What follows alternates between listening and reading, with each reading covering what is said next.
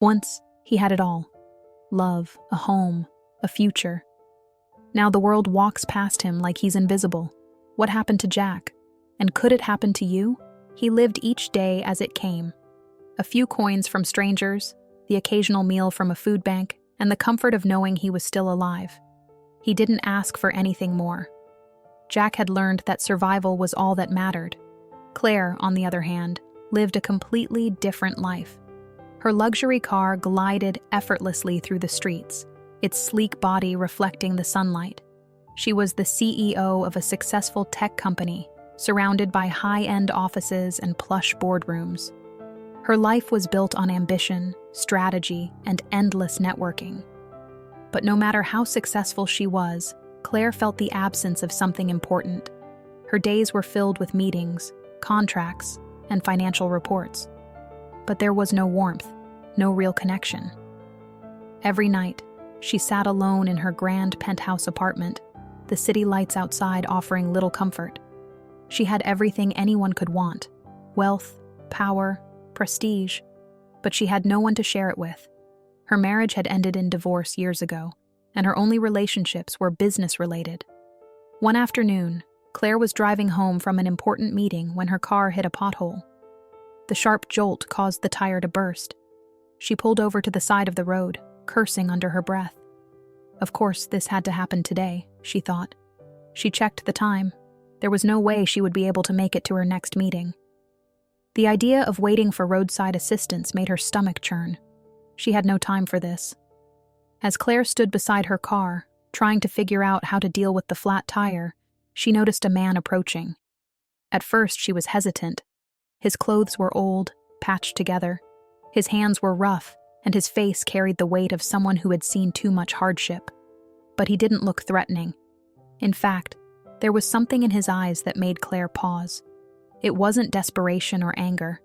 It was calm, almost as if he had nothing left to prove. "Need some help?" the man asked, his voice gentle. Claire hesitated. "I can call roadside assistance," she replied, her voice distant, unsure. The man smiled, a soft, unspoken reassurance. "I can fix it for you. It'll only take a minute." Claire was surprised. This man didn't even ask for anything in return. Was he just offering help out of the goodness of his heart? The idea was so foreign to her. After all, most people she encountered were always seeking something in return. She didn't know what to make of it. With no better option, Claire reluctantly agreed. She watched as the man went to work, his movements surprisingly efficient. He didn't ask for tools, just a few moments of her attention. As he worked, Claire found herself caught off guard by how calm and focused he was. He didn't seem rushed, nor did he seem like he had anywhere to be. In a world where everyone was in constant motion, where every minute seemed to cost something, this man was different. He didn't have an agenda, no plans to make money off her, no motives to manipulate. He was just helping her because, well, it was the right thing to do. For a few minutes, time seemed to slow down for Claire. The noise of the busy world around her faded into the background, and she felt a strange peace. For once, she wasn't thinking about her next meeting or the deals she had to close. She wasn't worried about her lonely apartment or the endless stream of emails piling up in her inbox. All she could focus on was this man, a man who had nothing, yet offered more kindness in a few minutes than many people in her life had in years. When the tire was changed and the job was done, the man wiped his hands on his worn-out jacket, standing up straight. He didn't wait for any reward. He didn't ask for money, a thank you, or even a glance in return. He simply smiled and said, "Good luck, ma'am." As he turned to walk away, Claire opened her mouth, wanting to say something, anything. She didn't want this moment to slip away without acknowledging it somehow. But she was at a loss for words. She was a woman who was used to giving orders, to controlling situations. But in this moment, standing in front of this stranger, she felt small and oddly relieved. Before she could say anything, the man was already walking away, disappearing into the distance. Claire stood there for a moment, the silence of the street settling around her. She looked at her car, the tire now perfectly fixed. But it wasn't just the tire that had been changed. Something within her had shifted too. Claire didn't know it yet, but this brief encounter with a homeless man was about to change her life in ways she could never imagine. As Claire drove through the city's busy streets in her sleek, expensive car, her thoughts lingered on the encounter with Jack. She couldn't shake the image of him sitting there, smiling without a care in the world. It was so unlike the people she was used to, people who seemed always in a rush, always running from one task to another, never stopping to look at the world around them. Jack's easy manner had struck something inside her, a feeling she hadn't had in years. Was it contentment? Was it something she had forgotten about herself? She couldn't tell, but it was there, lingering in the back of her mind. In the days that followed, Claire began to reflect on her life, the endless meetings, the lavish dinners with clients, and the constant race to climb higher on the corporate ladder. She had everything society told her she needed: beautiful apartment, designer clothes, a prestigious job in a high-end firm. But the longer she stayed in that world, the more she realized how hollow it had become. There was no real connection, no lasting bond. It was all surface, all business. Was she truly happy? Claire wasn't sure anymore. Was there more to life than what she had? She found herself driving by the park where she had met Jack the other day. The sight of the old, weathered park bench where they had shared a brief moment together made her feel an odd sense of longing. She couldn't explain it. She just felt pulled there. As she parked her car and stepped out, she looked around the park, scanning for any sign of Jack. He wasn't there, but a few homeless men sat on the periphery, some talking to themselves, others simply staring into space. The park was peaceful, but the quietness felt different than what Claire was used to. The noise of her office and her upscale life felt miles away. She could hear the rustle of leaves in the wind, the occasional bird chirping, but it was the stillness that seemed to echo in her mind. She walked toward the bench where she had sat with Jack, but he wasn't there. A pang of disappointment struck her, though she couldn't explain why it felt so strong. She had barely spoken to the man, yet his presence had left an impression on her. The thought of him still haunted her. What had brought him to this point in his life? Was he truly content, or was he just pretending, like so many others did to survive? Her mind wandered, and soon she found herself sitting on the bench, looking at the open space in front of her. It felt like a different world from the one she knew. There was no rushing, no agenda. She thought about her next moves, what she would do tomorrow, the upcoming meetings. But nothing seemed as urgent as it once had. As if on cue, Claire heard a voice from behind her. Jack, calling out softly. "Back again, huh?" She turned, startled. There he was. Jack stood a few feet away, a warm smile tugging at his lips. He had a backpack slung over one shoulder, and his clothes, though worn, were clean. His weathered face showed the signs of someone who had spent years surviving on the streets, but his eyes, those eyes, held something else. Something she couldn't quite grasp. Claire, smiling slightly. "I guess I've been thinking about you," she said, her voice almost shy. "Is that strange?" Jack raised an eyebrow, clearly surprised, but he didn't seem uncomfortable. If anything, he looked pleased by her honesty. Jack, chuckling softly. "It's not strange. People think about things all the time. Sometimes you can't shake something no matter how hard you try." Claire nodded, acknowledging the truth in his words. There was something about Jack that made her think. Maybe it was because he didn't have the trappings of success and wealth. He wasn't bogged down by expectations or pressures, and that made him different. Claire, gently, "I've been trying to figure out why you're so calm. I mean, everything I have, everything I've worked for, it just doesn't seem to mean as much anymore. I can't help but wonder if I've been chasing the wrong thing." Jack sat down beside her, his presence almost magnetic. It wasn't often that Claire found someone she could talk to in such an unguarded way. It wasn't the casual conversation she usually had at work, full of business jargon and empty pleasantries. With Jack, it felt real.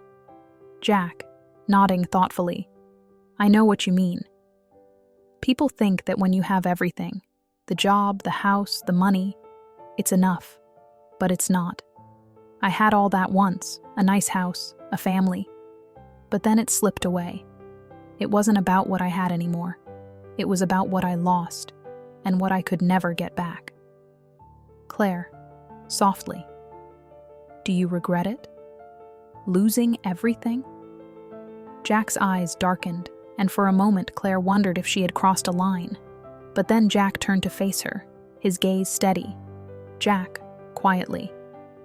I regret the things I didn't do, the chances I didn't take, the people I didn't appreciate. I was too focused on what I could get, not on what I could give. He paused, letting his words settle between them.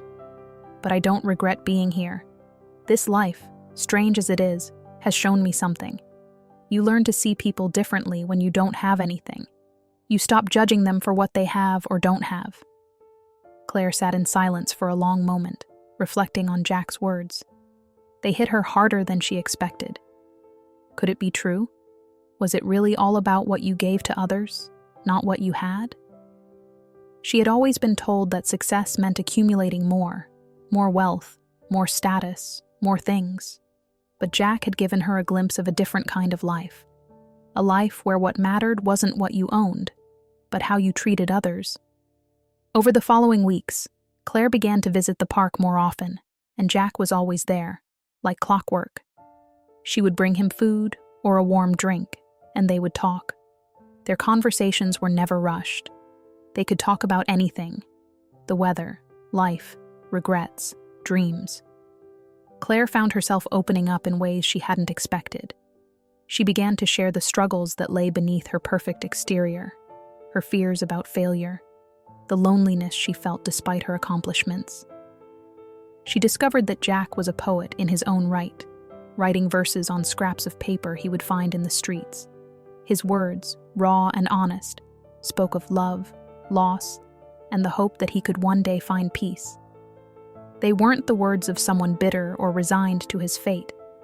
They were the words of a man who had been through the hardest of times, but still believed in the possibility of something better. In turn, Claire began to question her life choices more deeply. Was her success really what she wanted? Or was she simply filling a void that only real human connection could fill? Every visit to the park brought a new realization. Every conversation with Jack made her think more about the future and the kind of person she wanted to be. The walls she had built around herself slowly began to crumble, bit by bit. One chilly afternoon, as Claire sat with Jack, wrapped in a thick coat, she could see the change in him as well.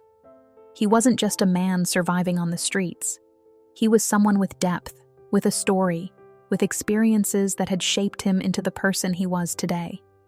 Claire had underestimated him when they first met. She had seen him as just a homeless man, an outsider.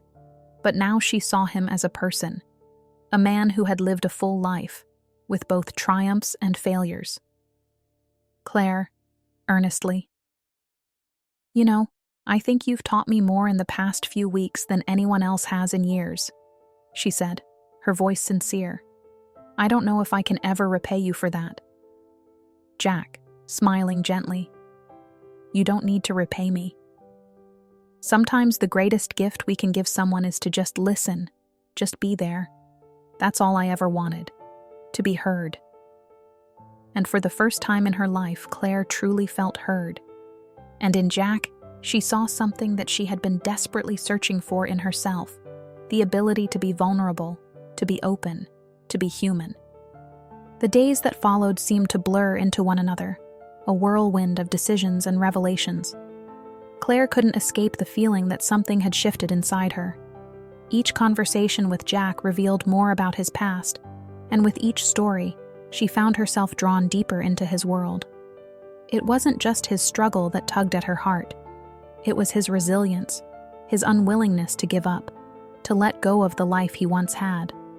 But as much as Claire felt herself changing, she still couldn't shake the weight of her own reality. Her life had been defined by success, by control, by wealth. Could she truly leave that behind? Could she embrace the world that Jack had come from, a world so foreign to her? The question loomed over her, heavy and unyielding, and she knew, deep down, that her answer would come when she least expected it. It was a crisp, early morning when Claire received a message from Jack asking her to meet him at the park. The message was simple, almost cryptic, but she knew something was pressing on him. She didn't hesitate. She dropped everything and drove straight to the park. She had learned, over time, that Jack never asked for help unless it was something serious. Her heart quickened as she parked near their usual meeting spot. The air was thick with uncertainty as she approached, and for a moment, the city's noise seemed to fade, leaving only the hum of her own thoughts. When Claire arrived at the park, Jack wasn't where he usually was, seated on the old wooden bench under the oak tree. Instead, he was standing by the pond, his gaze fixed on the water. The sight of him, quiet, withdrawn, sent a ripple of unease through her. She had grown accustomed to his calm demeanor, but this was different. There was a shift in Jack's expression when he finally turned to face her. The warmth she was used to seeing in his eyes had been replaced by something darker, more distant. He didn't speak immediately, as though grappling with the weight of what he had to say. His posture was tense, as if he were bracing himself for something. Claire stepped closer, but she didn't speak. There was no need for words yet. She could feel the tension in the air, thick and palpable. Jack looked at her, his gaze almost searching, as if trying to find the right words to express something he had kept buried for so long. Finally, Jack's voice broke the silence, quiet and strained. He explained that he had been thinking a lot, more than usual. He had been reflecting on his life, on the choices he made, and on what it meant to truly open up to someone. He admitted, in a way he never had before, that he wasn't sure if he was ready to let someone back into his life. But there was something about Claire, something about the way she had seen him for who he was, not who he had been. The words tumbled out, raw and unfiltered. He confessed the loss he had endured, not just the loss of his home, his family, his dignity, but the loss of himself. He told her about the wealth he had once known, the comfortable life he had lived before it all crumbled, and how, in the wake of that fall, he had found himself on the streets, wandering from place to place, never staying long enough to let anyone get too close. He had built walls around his heart, convinced that isolation was the only way to survive. Jack's words were like a dam breaking, releasing years of pent-up emotion. Claire stood there, stunned by the weight of his story. It wasn't just about survival, it was about the deep, unhealed wounds that had shaped him. As he spoke, Claire could hear the pain in his voice, not just from losing everything, but from the fear of never being able to rebuild what had been lost. The days that followed were full of quiet change. Claire and Jack had shared something raw and real in the park, but it didn't immediately fix everything. There was no magical solution, no instant cure to the wounds they both carried. Yet, in the moments that followed, Claire found herself thinking more and more about the possibility of a different life. A life where she wasn't defined by her wealth, by the pressure of constantly succeeding, but by something deeper: connection, understanding, and trust. Jack, on the other hand, still struggled with the walls he had built around himself. Even after their moment of clarity, the fear of vulnerability lingered. It was easier to keep people at arm's length, easier to stay isolated. But Claire's presence, her steady reassurance, had started to chip away at those defenses. It wasn't a sudden transformation.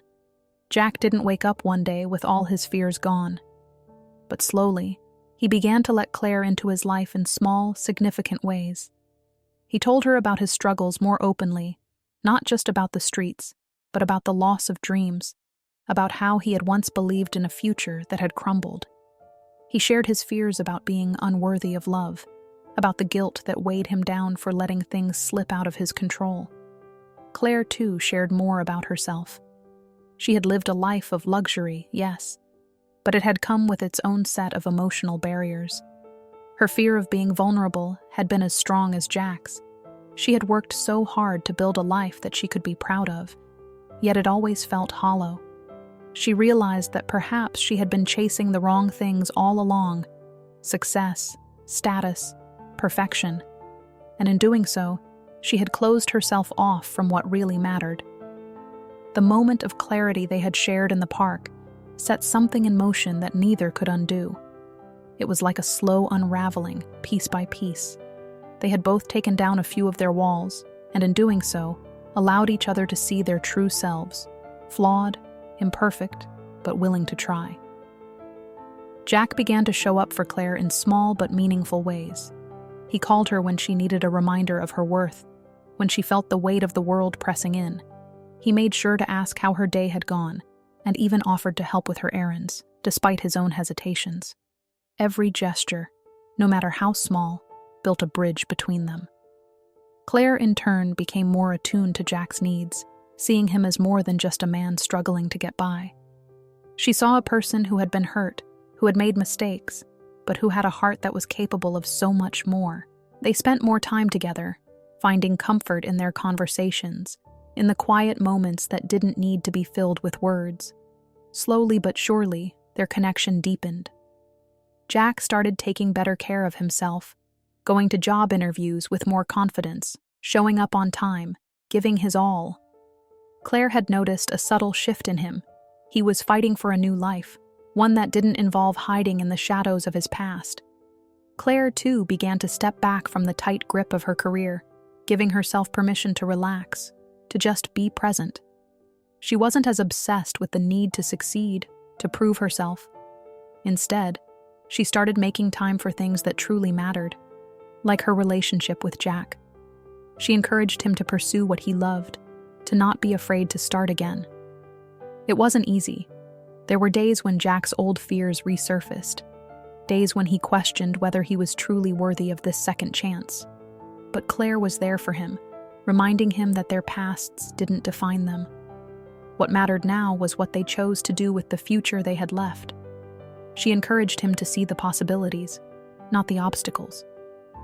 And slowly, Jack began to believe it too. And then, one evening, as they walked through the park together, Jack stopped and turned to face her. The sky was painted with soft hues of orange and pink as the sun began to set. There was a sense of peace in the air, an unspoken promise that had been made between them. Jack took her hand, and for the first time in a long while, he wasn't afraid of what the future held. Jack knew that he wasn't alone anymore, and Claire realized that the life she had been chasing wasn't everything she had thought it was. What mattered now was that they had found each other. Two people, broken in their own ways, yet stronger together than they ever could have been apart. They didn't have all the answers, but they had something more important: each other. As the days passed, Claire and Jack found themselves working towards something new, something shared.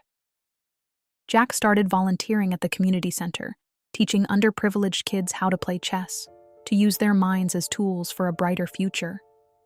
Claire began working less, focusing on her own growth and giving herself permission to rest and reflect. She had learned, through Jack's example, that the pursuit of success didn't have to be the sole driver of her life. And together, they began to plan for a future, one where they would no longer hide behind their fears, but embrace whatever came their way. Jack's journey had been long and fraught with struggle, but in the end, he had found not just redemption, but a family, a support system that went beyond bloodlines. Claire, too, had been on her own journey, one that had led her to realize that real wealth wasn't in material possessions, but in the love and connections we foster along the way. And for the first time in both of their lives, they understood that no matter what came next, they had each other, and that was enough. Months passed, and both Jack and Claire had settled into a life that felt, for the first time in years, purposeful. The changes they had embarked upon were no longer just a distant hope. They were tangible, real, and most importantly, sustainable. Their individual journeys had led them down different paths, but those paths were now intertwined, much like the way their hearts had slowly come together. Jack had fully embraced his new role at the community center. His job was more than just work. It was a sense of pride, a purpose he had longed for. Every day he found himself helping people who were just like him once, struggling, unsure of where to turn, and full of doubt. But now, he had the tools to help them. His own story had turned into a beacon of hope for others. He had started teaching basic skills to the community members, fixing things, repairing items, and offering advice on how to rebuild their lives. It was no longer just about getting by. It was about lifting others up, offering them a piece of the same hope Claire had given him. Claire, too, had experienced a shift in her work life. Her professional life, though still demanding, had become less about the relentless pursuit of status and more about impact. She had scaled back her hours at the office and now spent a significant portion of her time at the community center with Jack. It was there that she had found her true calling, not in boardrooms or corporate meetings, but in the quiet, impactful work of nurturing growth, education, and connection. In the evenings, they would sit together on her balcony, watching the city pulse beneath them. Jack had a quiet smile now, a contented one, and Claire's eyes shone with a softness that hadn't been there before. Their bond had grown stronger, rooted in mutual respect and shared values. It wasn't always easy. Sometimes the pressures of life crept in, but together, they had learned how to confront them with resilience and grace. One evening, as they sat on the balcony, the conversation turned to the future. Jack looked out over the city, the same skyline that had seemed so distant and overwhelming to him in the past. Now, it felt like a world full of possibilities. "I never thought I'd get here," Jack said, his voice low but full of meaning. "I never thought I'd have a life like this." Claire turned to him, her gaze soft, but filled with understanding. "I know what you mean," she replied. "I've been thinking a lot about what I want from life, and it's not about the things I thought it was. It's about doing something real, something that matters." They had both changed, not just on the outside, but on the inside too. The women and men they had once been, driven by fear, by success, by past trauma, had faded away. In their place were two people who had learned to live with intention, to embrace vulnerability, and to find joy in the simple things. And as they spoke that night, it became clear that they had, in many ways, healed each other, each. Their story was one of redemption, not just in the traditional sense, but a redemption of the self. They had redeemed the parts of themselves they had buried long ago, the parts that wanted to feel seen, wanted to be loved, wanted to make a difference. They had found those parts in each other. Jack had found his purpose, his worth, through Claire's unwavering belief in him. And Claire had found balance, peace, and the quiet fulfillment she had been chasing in her professional life. A few months later, Jack stood at the front of the community center, addressing a group of new recruits. It was a volunteer program designed to help those who were struggling in similar ways that he once had. As he spoke, his voice was steady, confident. He had come so far from the broken man who had once stood on the sidewalk, his hand outstretched in need. Now, he was the one offering a hand, pulling others up. As Claire looked on from the back of the room, her heart swelled with pride. Jack had become a beacon of hope not just for others, but for himself. She saw in him the man she had come to love, a man who had found his way, even when the world seemed determined to knock him down. Later that evening, as the sun set over the horizon, Jack and Claire took a walk through the park. The same park where they had met, where their paths had crossed in the most unexpected way. The irony of it all wasn't lost on them, the way something as small as a flat tire had changed everything. "I never would have guessed that day would lead to this," Claire said softly, squeezing Jack's hand. Jack smiled. "I think I've learned that life never goes the way you plan, but sometimes that's the best thing that can happen." As they walked, the weight of their journey wasn't just in their past, it was in the present they had built together. They had come from different worlds, faced different struggles, but in the end, they had found something beautiful, something real. A life that wasn't defined by success or failure, but by the love, support, and strength they had discovered in each other. Their story was a reminder that even the smallest moments can change everything, and that it's never too late to begin anew. Life isn't about avoiding hardships or seeking perfection. It's about learning how to face those hardships together, how to grow, and how to love. As they looked out over the city, the world felt wide open. The possibilities were endless, and the future for once didn't seem so intimidating. Because no matter what happened, they knew they were ready, and that in itself was enough.